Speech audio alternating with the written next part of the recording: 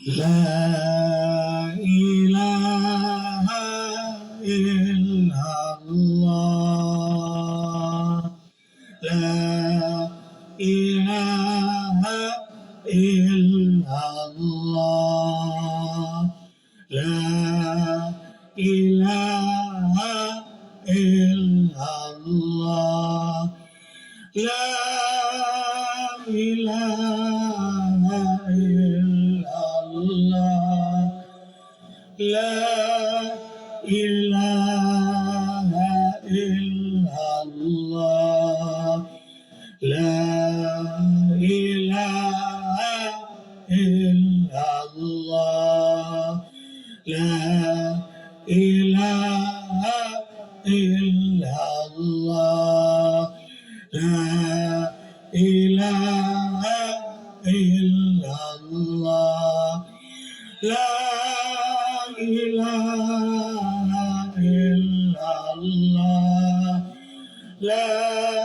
ilaha illallah.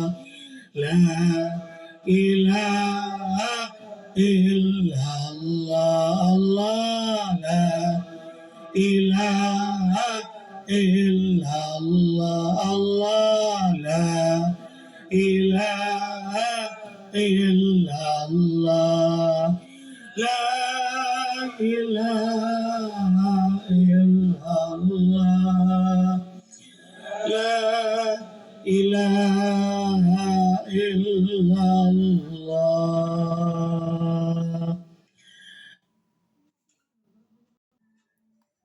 Sebelum ceramah ini kita dengarkan, kami sampaikan ayat Quran yang berkaitan erat dengan masalah yang kami bahas, yakni masalah mencari nafkah.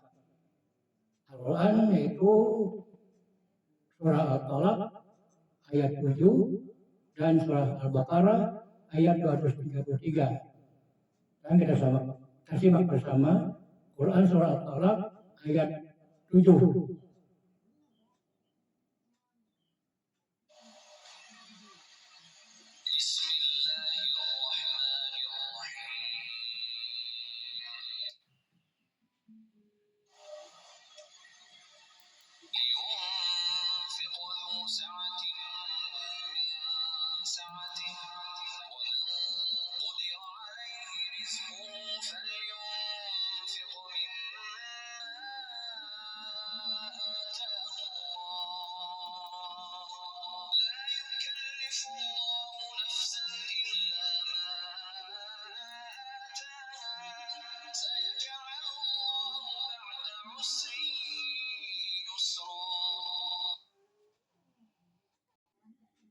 Hendaklah orang-orang yang mempunyai keleluasaan memberi nafkah menurut kemampuannya, dan orang-orang yang terbatas rezekinya hendaklah memberi nafkah dan harta yang diberikan Allah kepadanya.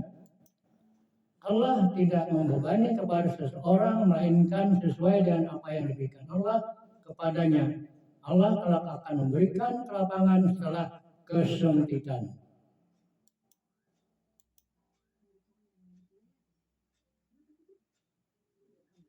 Surah Al-Baqarah ayat 233.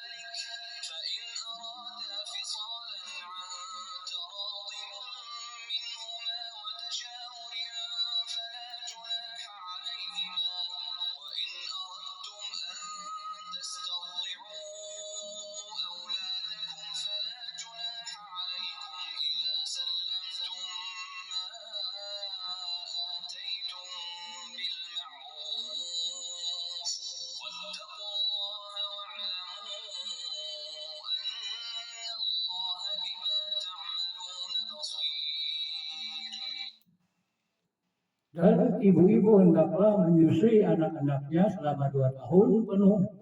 Bagi yang ingin menyusui secara sempurna, dan kewajiban Allah menanggung nafkah dan pakaian mereka dengan cara yang patut.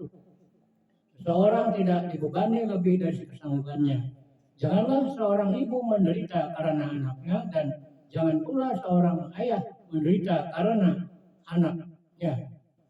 Ahli waris pun berkewajiban seperti itu pula. Apabila keduanya ingin menyapi dengan persetujuan dan permusyawaratan antara keduanya, maka tidak ada dosa atas keduanya. Dan jika kamu ingin menyusukan anakmu kepada orang lain, maka tidak ada dosa bagimu memberikan pembayaran dengan cara yang patut.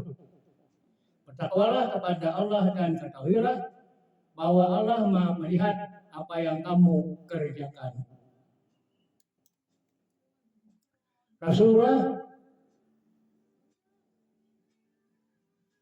Sallallahu Alaihi Wasallam dengan hadisnya pernah bersabda, sesungguhnya Allah SWT mencintai seorang hamba apabila ia bekerja, ia ikhlas menyempurnakan pekerjaannya. Hadis riwayat Tabrani. Usaha saya kerja yang baik dengan niat yang ikhlas menunjukkan bahwa kita masih menyerahkan hidup kita pada Yang Maha Kuasa. Nah, kita tidak memiliki kuasa apapun atas hidup. Walaupun kita berusaha bekerja dengan disertai doa, tapi pada akhirnya Allah SWT lah yang menentukannya. Allah tidak merubah sesuatu nasib di seluruh kaum, kecuali kaum itu sendiri yang berusaha untuk merubahnya. Berdoa sambil bekerja. Rija Mitras Trabajas, kata orang Spanyol. Kemudian kita nyanyikan dengan cuplikan dosa tersebut. Selamat menyimak dan mendengarkan. Wala ilaha illallah wallahu akbar.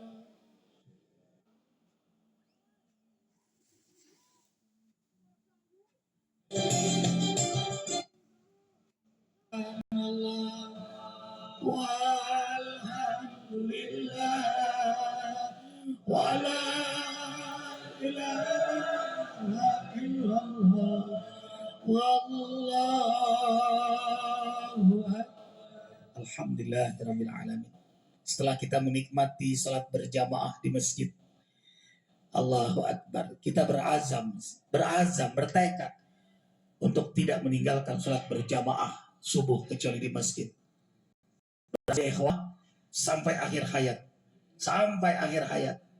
Allahu Akbar. Walahum ajrun ghairu mamnun.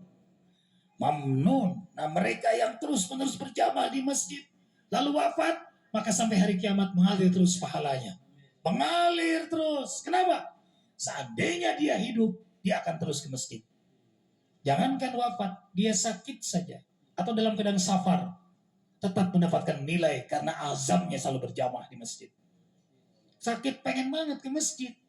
Ya, sakit dia, ya Allah, nangis dia, ya Allah, hamba pengen ke rumahmu, ya Allah. Keadaan fisik tetap mendapat nilai. Safar di pesawat, pas subuh masuk, gak mungkin. Kita perjalanan dakwah ke Papua, ke Maluku itu pesawatnya tengah malam. Ketika mendarat sudah jam 7, jadi di pesawat subuhnya. Wah, sedih tuh, pengen banget di masjid. Nah, dapat nilai tetap pahala di masjid. Allahu Akbar walillahil hamd.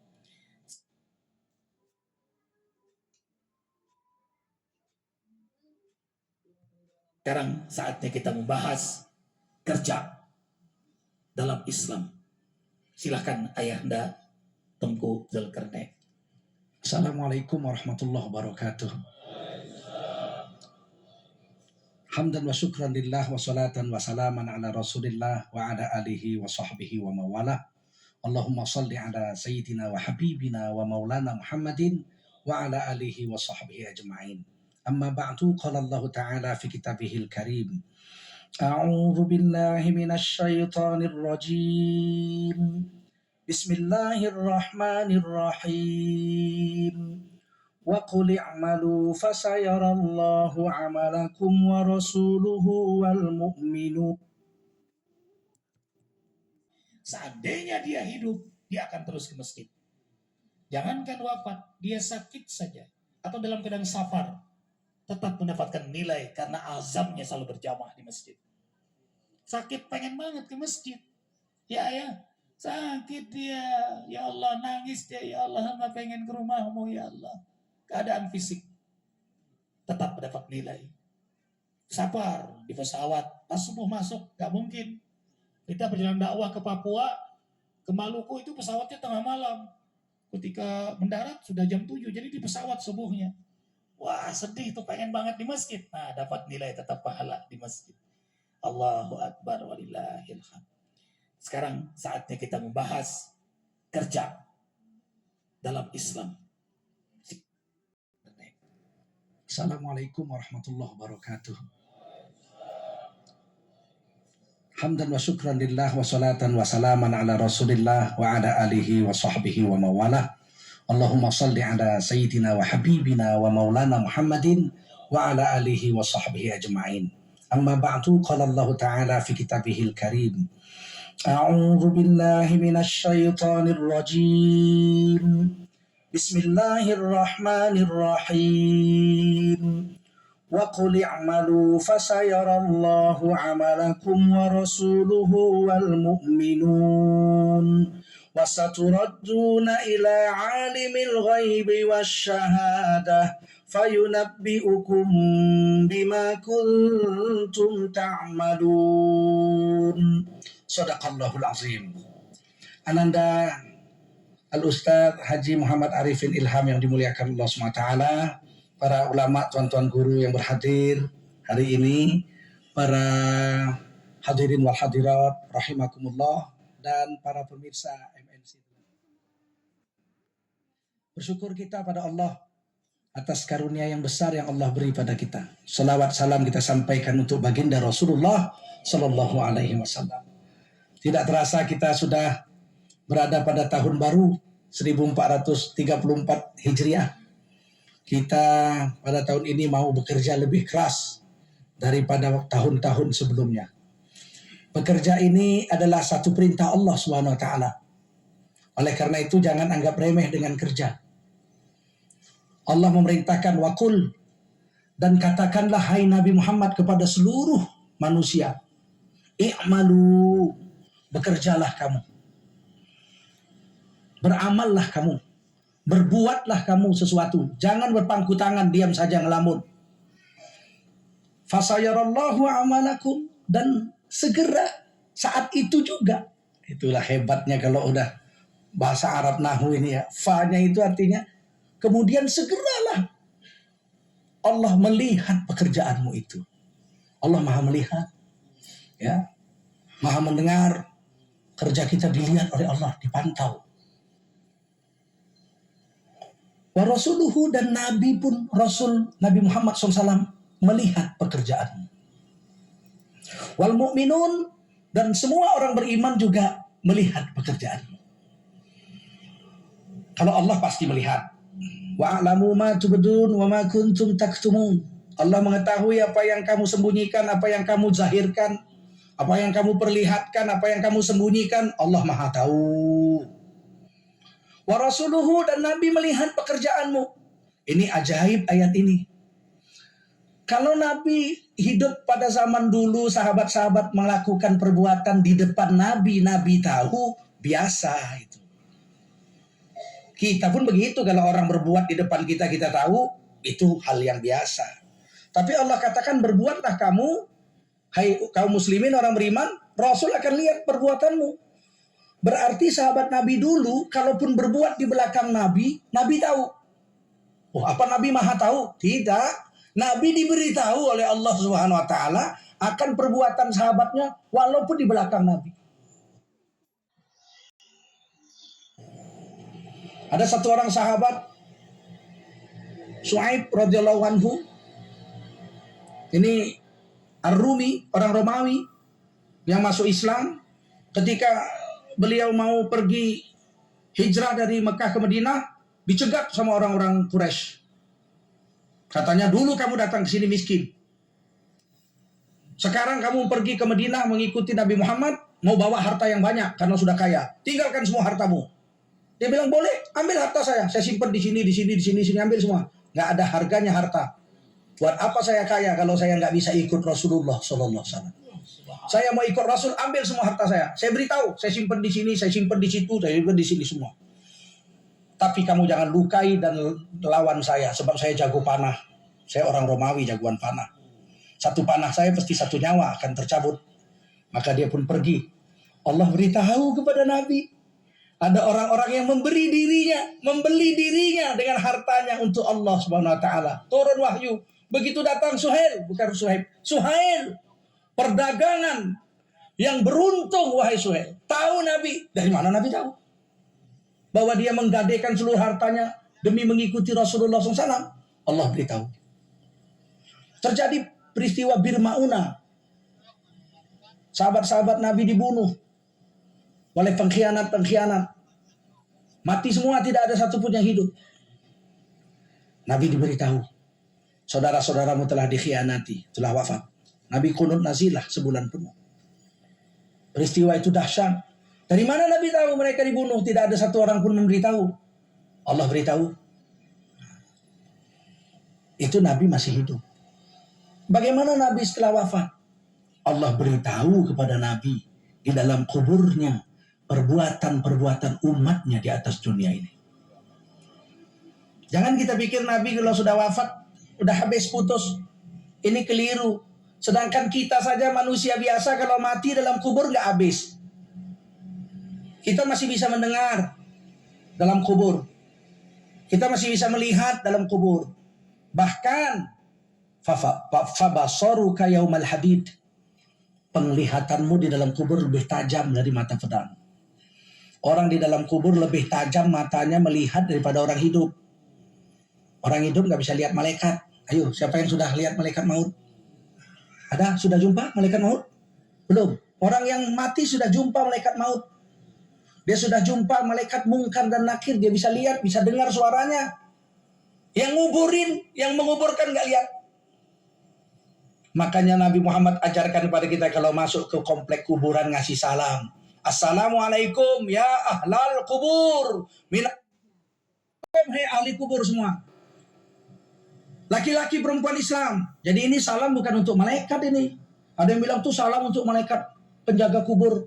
Kalau malaikat penjaga kubur mana ada laki-laki perempuan. Bagaimana sih muslimin muslimat? Emang mungkar nakir laki-laki perempuan? Bukan. Jadi itu untuk siapa? Untuk yang mati itu.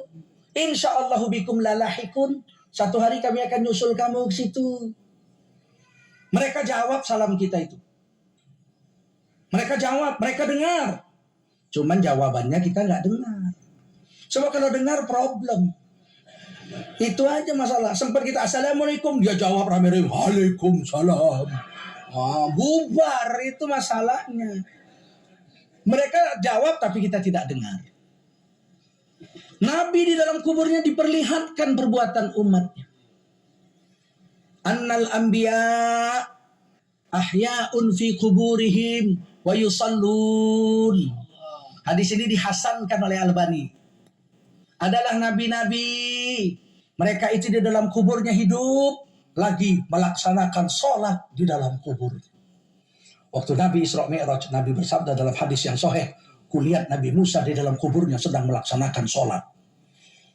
Jadi kalau kita masih hidup ini sholat, hobi kita sholat, insya Allah nanti di kubur pun kita bisa melaksanakan sholat sebagai hobi kita. Nabi sendiri dalam Hayatus Sahabah dituliskan, ada satu riwayat seorang sahabat mendengar dari dalam kuburan ada orang membaca Al-Quran. Surah Al-Muluk. Kata Nabi, betul. Itu orang memang sedang membaca Al-Quran dalam kuburnya. Jadi kalau kita hobi baca Quran dalam kubur, kita baca Quran. Jadi juga yang hobi mewiridkan Al-Quran dalam kubur akan dalam senang baca surah Yasin. Dia akan baca Yasin juga. Hobi. Yang kulhu jangan sedih. Kulhu jangan sedih, itu sepertiga Quran. Innaha la ta'dilu thulutsal Quran. Allah tidak pernah menyia-nyiakan amal. Sesungguhnya itu perbuatanmu membaca kulhu 1 kali itu pahalanya sepertiga Al-Quran. Pernah satu hari sahabat Nabi membaca Al-Quran di masjid. Anna rajulan sami'a rajulan yaqra'u qul huwallahu ahad yuraddiduha. Ada seorang lelaki mendengar sahabatnya baca Quran. Qul huwallahu ahad diulang-ulang, diwirid-wiridkan. Ini wirid, yuraddiduha. Diwirid-wiridkan kulhu dari habis Isya sampai subuh. Berapa ribu kali itu? Wirid itu bahasa Arab, bukan bahasa Inggris. Wirid kami baca, itu bahasa Inggris. Ini bahasa Arab nih, diulang-ulangi. Wa innahu yataqalluha. Sahabat yang mendengar kawannya baca kulhu diulang-ulang itu anggap remeh. Kulhu doang, kayak nggak ada ayat lain aja. Falamma asbaha, datang waktu subuh, selesai sholat subuh, ja'a ilan Nabi, yang anggap remeh ini ngadu sama Nabi. Wa innahu yataqalluha fadzakara dzalika lahu, diadukan sama Nabi, ya Rasul, tadi malam sahabat saya itu baca kulhu dari habis Isya sampai subuh, kulhu tok, nggak ada yang lain. Maksudnya ngadu supaya Rasulullah marah. Ini bid'ah, Nabi nggak pernah ngajarin, Nabi nggak pernah buat, Nabi nggak pernah suruh, kok kamu lancang-lancangan begitu. Faqala Rasulullah SAW, Nabi menjawab, walladzi nafsi biyadi, demi Allah yang menguasai nyawaku, innaha laka'dilu thulutsal Qur'an, sesungguhnya 1 kulhu dibaca sahabatmu itu sepertiga Al-Quran pahalanya. Hadis rawahul Bukhari, hadis ini riwayat Imam Bukhari, di dalam kitab Riyadhus Shalihin ada ditulis oleh Imam Nawawi. Jangan anggap remeh dengan amal. Nabi melihat amal dari kubur. Orang mukmin pun melihat amal kita. Dalam satu hadis, ini di dalam tafsir Ibnu Katsir dituliskan, apabila seseorang berbuat sesuatu pekerjaan di dalam rumahnya yang terbuat dari batu, nggak punya pintu, nggak punya jendela. Siapa yang bisa lihat tuh coba? Semut aja nggak bisa lihat. Rumah batu, nggak ada jendela, nggak ada pintu. Dia berbuat di dalam rumah itu. Maka pasti Allah akan syiarkan perbuatannya itu di mata kaum muslimin. Bayangkan kalau kita buat jahat, la haula wala quwata illa billah. Ketahuan, percayalah.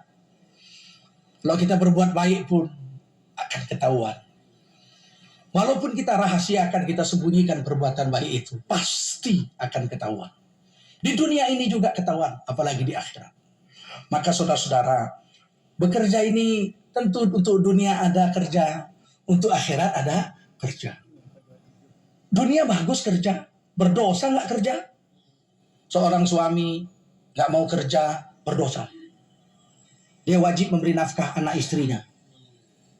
Kalau laki-laki, saya kerja apa mas? Saya cuman JAI. Iya apa itu? Jemput antar istri. Loh, kok begitu? Ya istri saya yang kerja, saya cuman jemput antar saja. Ini berdosa nih laki-laki. Biar jadi pemulung. Dapat 10.000, 5.000 sehari, kita wajib memberi nafkah pada istri kita. Laki-laki kalau nggak bekerja nggak ada wibawa. Singa, tahu singa? Singa itu raja hutan di Afrika. Kalau dia jalan keluar saja, seluruh hewan takut sama dia. Dia jalan saja orang takut, hewan takut. Kalau ada monyet di atas pohon, nggak usah dia mengaum, dia lihat aja jatuh tuh monyet. Dilihat aja jatuh. Begitu wibawanya seekor macan jantan apa? Singa jantan, rambutnya gondrong, badannya keker, luar biasa itu. Kalau dia mengaum, semua binatang takut, gentar. Tapi kalau dia nggak kerja, nggak mau keluar kandang, di goanya saja duduk, nggak ada harganya. Dipanjat-panjat sama anaknya, ditabok anaknya, nggak ada harganya. Begitu gagahnya singa itu. Sayang singa pemalas, singa jantan pemalas, yang kerja singa betina, yang cari nafkah singa betina, bertarung lawan babi hutan, luka-luka singa betina, singa jantan di rumah, dipanjatin anaknya, ditabok-tabok anaknya, digelitik-gelitiki anaknya, digigit-gigitin anaknya. Aduh, kasihan. Laki-laki yang nggak mau kerja itu sama dengan singa jantan. Cuman gayanya doang, tapi anaknya pun nggak takut sama dia. Subhanallah